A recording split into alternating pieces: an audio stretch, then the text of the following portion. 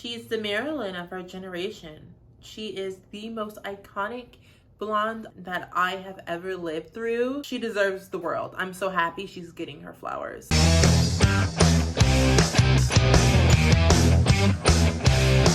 Hey my trash stars, it's me, Penny Angela, and welcome back to my channel. Today's video is going to be my review of Pamela, A Love Story. And if you're not a stranger to this channel, you know I am a major Pamela Anderson fan. I love all the 90s, early 2000s blondes. As a millennial, Pamela Anderson has played a major part in my development as a woman. So naturally, I was thrilled to see that there would be a Pamela Anderson documentary coming out when she announced it in 2022. And as you can see, I kind of have like a Pam inspired hair going on. Don't look at the back of my head because you'll see my kind of like Pammy inspired because I love her. Not saying I look like her, but I friggin' love the girl. Pamela, A Love Story is a new Netflix documentary. It offers a very humanizing, revealing, and at times sad portrait of Pamela Anderson's life. What I love about this documentary is that Pamela takes ownership of her story, ownership of her body, of her mind, her talent, and it really just makes you feel like you know her. Now, as I said earlier, I am a major Pamela Anderson fan. I've read her books. I love her. But even watching this, it just made me have a brand new love and appreciation for my queen. As I said earlier, Pamela takes ownership of her body, ownership of her story.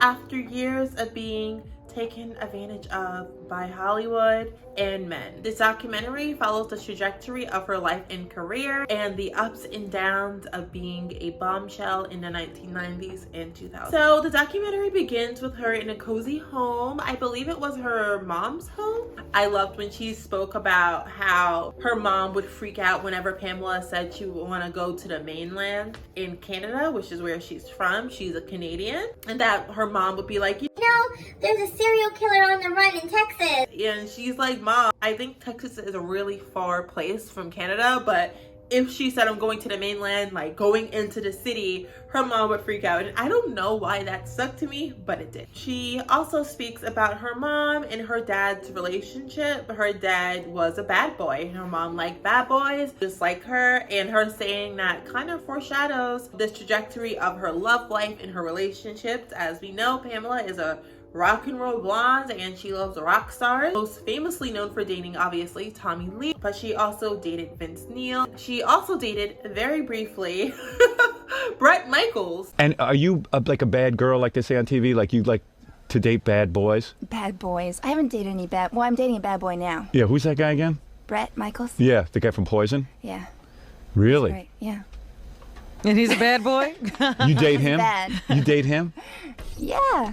She also dated Kid Rock. She was married to Kid Rock. Pamela loves a rock star. She loves a bad boy. Pamela is very much the girl next door, and I think that what makes her so likable is that, of course, she's beautiful, she's blonde, she's an icon. The girl girls want to be, and she's the girl guys want to be with. Also has a really playful and girl next door kind of charm. She is very funny and she has a great comedic timing, and she's really sweet. You know, Pamela reminds me of the type of girl that'll like wear a gingham dress, bake you apple pie or a blueberry pie with fresh blueberries from her garden. Like, she's just really sweet. Her overall essence and vibe to me is like the complete total pack. And there are some really hard parts of this documentary, so trigger warning, we will be talking about. She speaks about how she was very naive and young. She had brown hair, not a natural blonde. And I always love to say, you know, the most iconic blondes are not naturally blonde, myself included, because I'm obviously, you know, like a blonde icon in my own mind. Yes, I am. She spoke about how she and her friend were hanging out with these guys, these older guys. And the first time she ever had a experience, it was due to, and I'm not going to say those words, but yeah. Unfortunately, this event foreshadows a series of unfortunate events in the terms of her body being considered not her and being something that people feel they have the right to take from her. which is so messed up. I don't agree with that at all, but unfortunately, it's not the last time something bad like that happens to her regarding her own consent with her body. But despite all of her hardships, Pamela remains hopeful. She remains optimistic. She doesn't lose her softness, and that's something again that I really admire about her. She has been through so much, but she has never lost her softness. She has never let the outside world harden her up to the point where she becomes a monster or just a really mean person. You know, it takes strength to be kind. It's easy to be mean. It takes so much strength to be kind and gracious. I also really enjoy hearing Pamela's outlook and her approach regarding love and dating, which is definitely very opposite of me, but also not at the same time. Pamela is a hopeless romantic. I am as well, but I guess you can kind of say in ways she may be addicted to love. She may be like a love addict. She loves love. What I'm really interested in is love. You might say I'm addicted to love. I wonder if all women feel that way. She loves writing. She loves poetry. She loves her family. She loves the men in her life. She loves her children. She loves love, and Pamela, A Love Story shows that Pamela is a woman that just has so much love to give. There's many parts in between in this documentary that shows basically how she broke into show business, and there's other scenes like that in the documentary, but of course I don't want to basically give you guys a full rundown of clip for clip every scene. I would love to keep some mystery so you guys can go check out the documentary yourself. After she gets her foot into Hollywood, it gets into the part where she meets Tommy Lee. Pamela has ignored Tommy's advances for a lot of time. She thought he was weird. He's that guy from the metal band, you know, some hair metal band, Motley Crue. Rock and roll fiasco.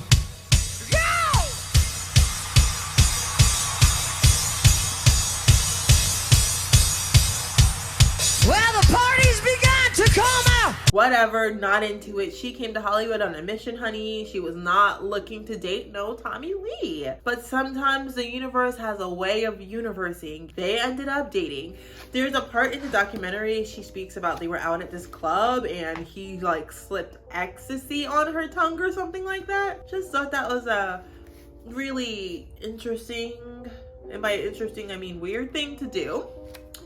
But it's Tommy Lee. So after knowing Tommy for about 3 or 4 days, they get married. They basically had like this whirlwind romance. And this part, I want to just give my 2 cents, a penny for my thoughts, okay? I want to discuss this. If you're on TikTok, there's a lot of Pamela Anderson and Tommy Lee discourse. There are people that are talking about their relationship, saying that they want to love like that, and then on the other end, there are people saying that their relationship was horrible, it was toxic, it was all of these things. And I believe all of those things can be true at the same time. To foreshadow what happens later, Tommy gets abusive with Pamela, which ultimately leads to them getting a divorce. Tommy also has a history of domestic violence. I believe it was written about even in the book The Dirt, which I read many years ago because I'm a crew head. And he has a history, you know, of having a temper. What I feel people fail to realize is that they also had a passionate love. They had a love most of us will probably never experience in our lifetime. It's the type of love that people write books about. So all encompassing. It's just so passionate. And let's be 100% real. They looked so good together. Not only did they could not keep their hands off of each other, they also intensely loved each other at that time. I mean, you're so in love, you get married after knowing each other for like 3 days. Like that type of love. That is just not something most of us go through. I mean, I do know people that do have shotgun weddings and get married after knowing each other for 24 hours, but in the grand scheme of things and considering how long they've been together after such a fast wedding, they were together for 3 years, so I feel like that's a really long time. Quite frankly, I'm certain no one expected Pamela and Tommy to be married for that long after getting married 4 days after knowing each other. I just want to say 2 things can exist at once. You can understand the toxicity of Tommy and in his anger outbursts, which they do discuss in the documentary. There was one scene that really stuck out to me about when she had a scene kissing one of her co-stars on Baywatch, and Tommy didn't know about this. She just forgot to tell him. But honestly, why should she even have to tell him? I mean, she's an actress, like, come on, dude. And she states that, you know, Tommy was always on set, and when the producers and directors and everyone saw Tommy on set, it was kind of like the elephant in the room sort of thing. You know, Tommy can put the crew on edge in a way. So after she did that kissing scene, Tommy got furious and he trashed her trailer, all because of a kissing scene, which is fake, which is Hollywood, which is showbiz, kid. But no, Tommy Lee, super insecure man, got mad and trashed Pamela's trailer. Like, who does that? Like, what? I skipped the gun on that. I already skipped to the part where they were like married and dating. Let's get back to the part of them meeting. So she marries Tommy after knowing him for only 4 days, and this is wild. They are out, I believe, oh my God, in Cancun. How can I not know exactly where they were? I believe they were in Mexico. Anyway, they were at the beach, living their life. I can say Pamela Anderson was like one of the first vloggers. She had her little VHS camcorder, recording every moment. Newlyweds, so in love.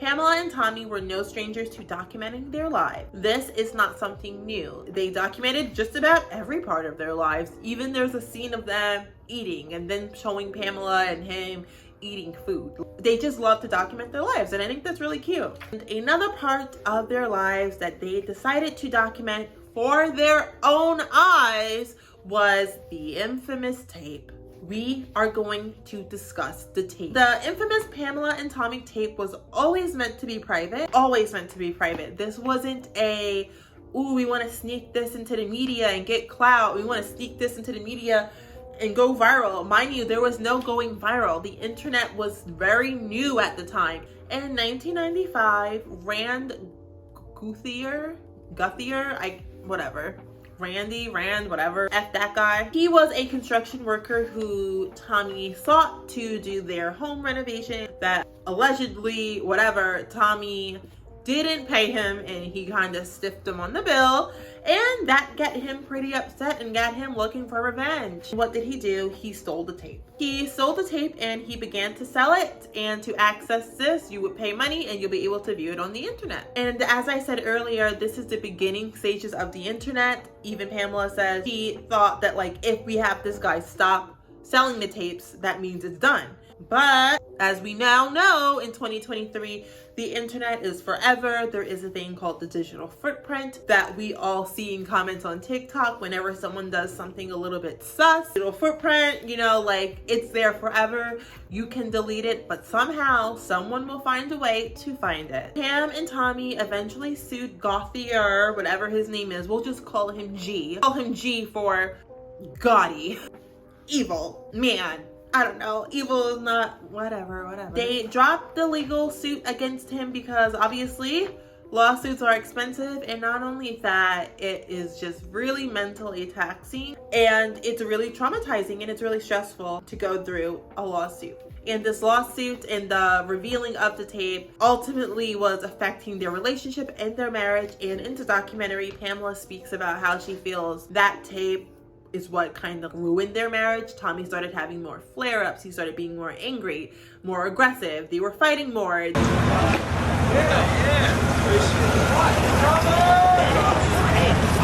out of here. Hey, Tommy! Tommy, come on, get in. Just the stress of that tape, you know, and I totally understand how anyone in that situation could be stressed, could be more angry, could be even more violent, not condoning that at all.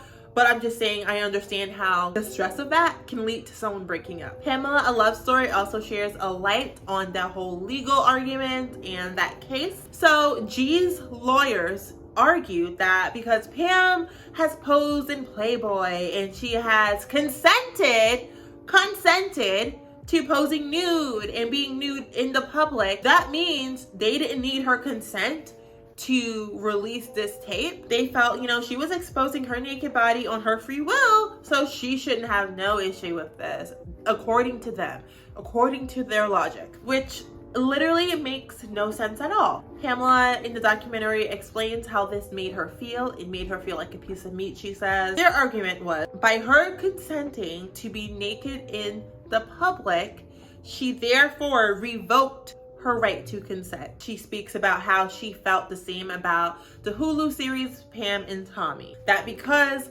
this tape happened to her, these creators of this show did not ask for Pamela's consent. They just sold the story, did whatever they did, and it really triggered her, rightfully so, because kind of what they did by making Pam and Tommy is basically what happened with the tape in the first place. I remember seeing this Pam and Tommy thing on Hulu or some advertisement for it, and I thought, what the hell is this?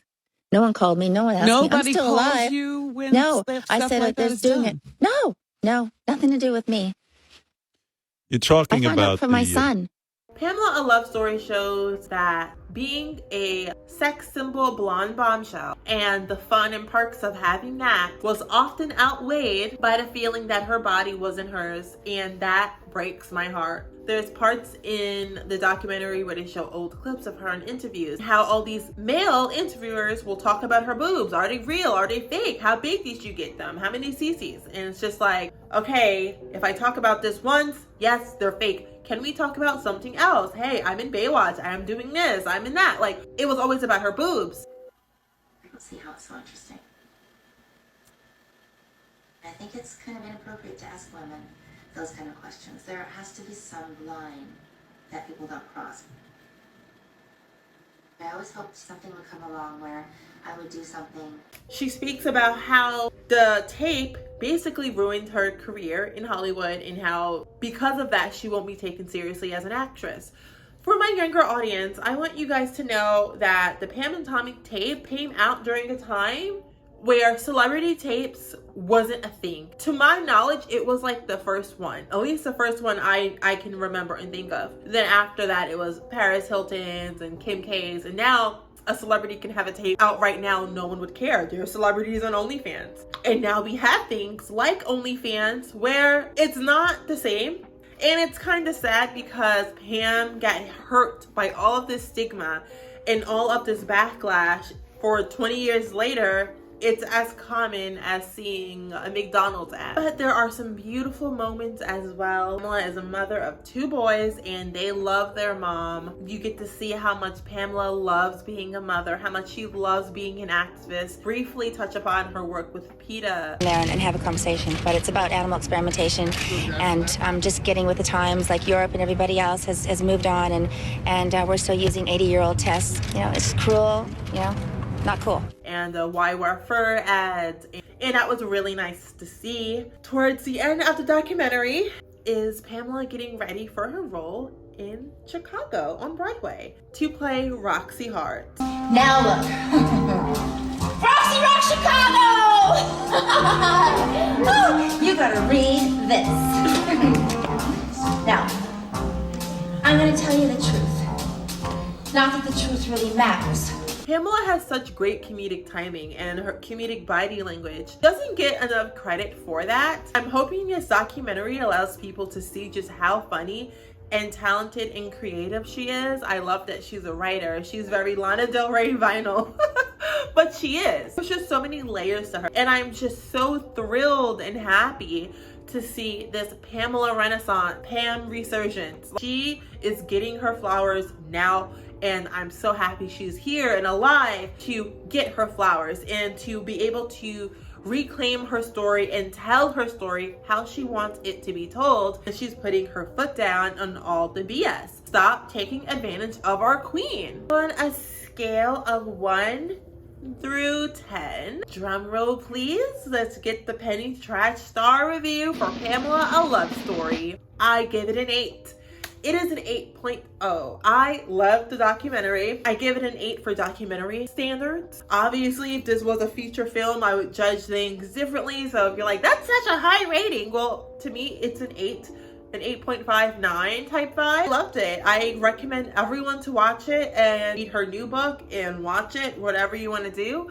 There is a new Pamela book out there, and I'm so mad that I missed her book signing at the Grove here in LA. Hopefully she does another book signing, because I need to meet my mother. Like, I need to meet Pam, obviously. I really hope you guys take all of this into consideration and you guys look and watch the documentary for yourselves if you are subscribed to Netflix. And if you aren't, find someone or subscribe, okay? Because you do need to see this if you want to be a part of the Pamela fandom. And that could be a whole other video. My thoughts on Pamela fan community, especially since she's blowing up and trending. She's the it girl. Pamela is the it girl. Pamela Anderson is the it girl. Yeah, 2023. That's so amazing. I'm so proud of her. I love her so much. Pamela, if you're watching this, and chances are you aren't, I love you. You are the reason this exists. Honestly, like, you were the first love of my life outside of my mom and my family and my pets, right? Like, you were the first celebrity I fell in love with. You know, for some people it's Marilyn Monroe. For some girls it's Audrey Hepburn. For some girls it's Elizabeth Taylor.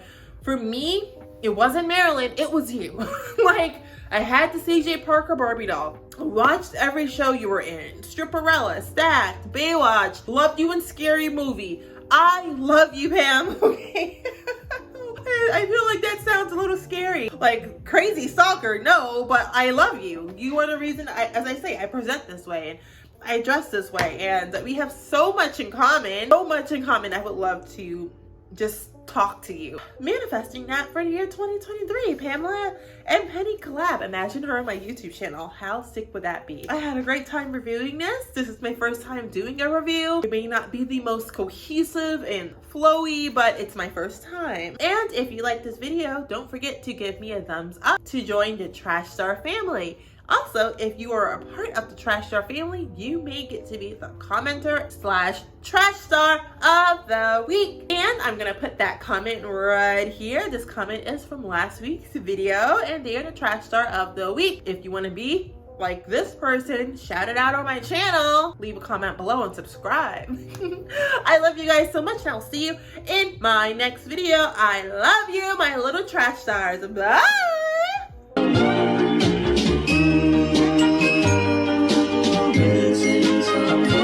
Missing someone